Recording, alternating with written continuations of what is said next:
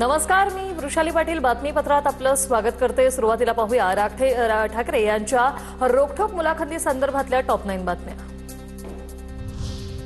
मोदींनी केलेल्या नकली संतांच्या टीकेवर उद्धव ठाकरे यांच्या डोळ्यात अश्रू।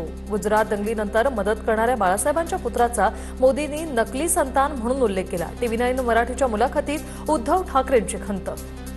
तुमच्या डोळ्यात अश्रू आहेत की अश्रू नाहीयेत, मग अंगार आहे। अंगार आहे। कारण हे मला असं वाटलं की तुमच्या डोळ्यात अश्रू नाही नाही नाही हे प्रदूषणामुळे झालं असेल।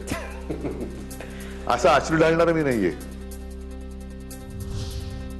समोर खड्डा आहे हे सांगणारा मित्र फडणवीसांनी गमावला। मातोश्रीची बदनामी थांबवावी, फडणवीसांसाठी मातोश्रीचे दरवाजे उघडतील। TV9 मराठीच्या मुलाखतीत उद्धव ठाकरेंचं विधान। मित्र जर गमावलात, जर तुम्हाला समोर खड्डा आहे हे सांगणारे मित्र गमावलात। उद्धव ठाकरेंनी सभेत विकासावर एक वाक्य बोलून दाखवावं, त्यांनी केलेलं विकासाचं काम सांगावं। 3000 रुपये देण्यास तयार, फडणवीसांचं आव्हान।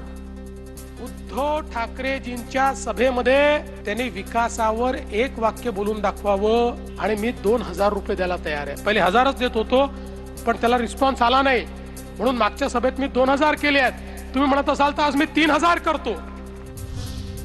आम्ही आमच्या कामाचं मुंबई मॉडेल काढलं, तसं फडणवीस आणि मोदींनी त्यांच्या शासित राज्यातील विकास दाखवावा। मी 1 लाख रुपये देईन, उद्धव ठाकरेंचं प्रतिआव्हान। असं फडणवीसांनी त्यांच्या पंतप्रधानांसह त्यांच्या शासित राज्यात कोणी काय केले हे त्यांनी दाखवावं। मी त्याला आणखी 1 लाख रुपये देतो। आम्ही दोघे भाऊ एकत्र आल्यानं त्यांना मिरची का लागते? भाजपनं मतदारांचा मतदानाचा हक्क हिरावून घेतला।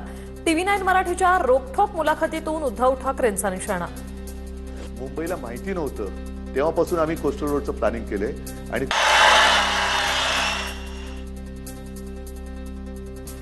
राजकारणामध्ये आम्ही 2 भाऊ एकत्र आलो तर यांना का मिरची लागते? आणि मराठी मतं फोडण्यासाठी शहासेनेला जन्म दिला। आता हे जर स्पष्ट कारण दिल्यानंतरही हे बोलत असतील की सत्तेसाठी आम्ही सत्ता आणणार आणि मुंबई मराठी माणसाकडे ठेवणार।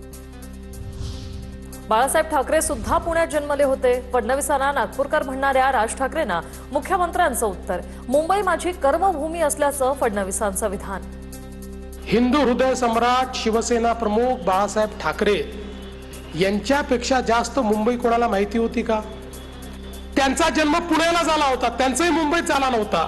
मी या ठिकाणी सांगतो, होय माझा जन्म मुंबईमध्ये झाला नाही, पण ही मुंबई माझी कर्मभूमी आहे।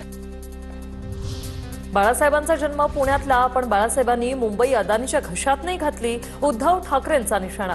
तर शिवसेनेनं त्यांची ओळख करून दिल्यानंच हे मंत्रालयात दिसत आहेत। उद्धव ठाकरेंचा फडणवीसांवर पलटवार।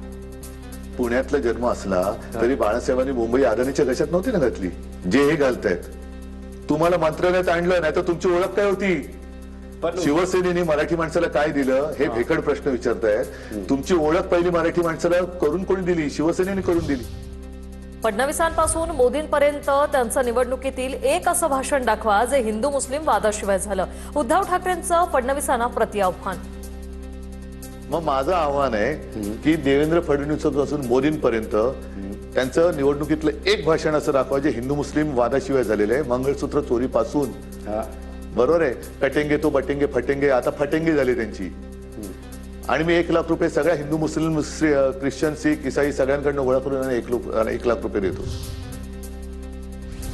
महाराजांनी सुरत स्वराज्यासाठी लुटली, मात्र हे इंग्रजांपेक्षाही भयानक पद्धतीने मुंबई लुटतायत। उद्धव ठाकरेंचा महायुतीवर आरोप। महाराजांनी सुरत स्वराज्यासाठी लुटली होती, त्या इंग्रजांना मदत करणाऱ्यांच्या व्यापाऱ्यांच्या त्या हे होत्या आणि स्वराज्यासाठी लुटली होती। हे मुंबई लुटतायत, इंग्रजांपेक्षा जास्त भयानक पद्धतीने मुंबई लुटतायत आणि मुंबईच्या सगळ्या गोष्टी मुंबई बाहेर नेऊन मुंबईला भिकारी करतायत।